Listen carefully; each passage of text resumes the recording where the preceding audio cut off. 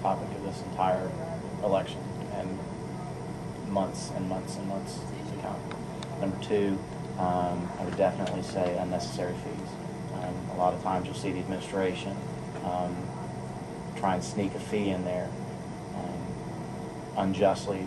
You know, that may seem like a good idea at the time, but the money can come from someplace else.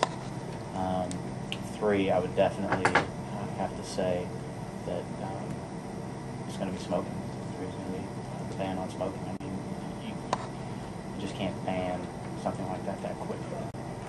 And I just don't think there was enough thought process on it. My first one would have to be campus involvement.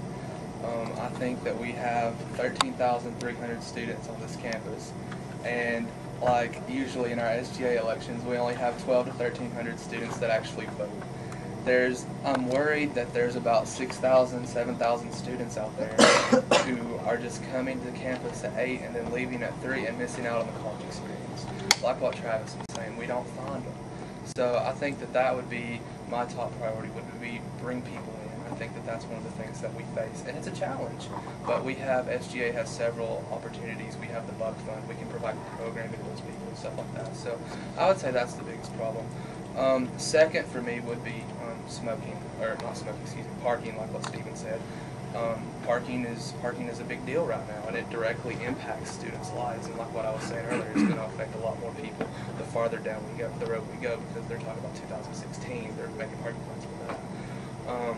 And then third for me would be the campus master plan in general, because there's a couple of buildings on campus right now, especially the Fine and Performing Arts Center. There's 2 different locations that they could put those in, or that building in, and it's really, they're not that different, but they only differ by just a few feet, but it's a huge difference in compared to how it affects everything. So the campus master plan and how it's all going to come together in the future would be the third biggest thing.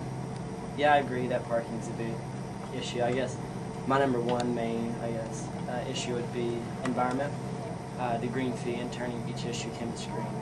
I mean, with the people that I've talked to, from Kathleen Moore to ICE, I've just seen and really understand looking at the UGK system and how they've gone green. And just the fact that, like, I think last semester UT saved $4,000 just in switching to compact light bulbs. So hopefully by turning each issue green, not only will you eventually cut down on traffic, just dealing with the money that we get from the green fee can either go to increasing the yellow bike program, getting more bike paths set up, more covered paths so people can ride their bikes, trying to work with the city to create a bridge from True Streets over to campus, so people who live in the True Streets won't really have to worry about parking, getting more, routes for the buckshot. So just every environmental aspect, because the money that you would be saving from like double-sided copy, everything like that, can be money brought back to the campus, which is going to improve student life. Second would be strengthening the relationship between administration, faculty, and staff and students. I just feel that you can cut down a lot of problems, especially parking and smoking, by just talking to the administration and getting them to understand that the students have a voice, the students care, the students want something to be done. So by strengthening that relation, you're kind of, I guess, on the good side. So if there ever is a problem that arises, you know who to talk to and who to contact. And third would just be, I guess, like you said, campus life, but I guess more focused on student organizations. My biggest thing is, especially right now working with the Buck Fund, is seeing the amount of money that we have and the lack of different organizations that come to get that. I mean, it's student money. Students should be able to use it to whatever they see. And I guess with SGA is fit.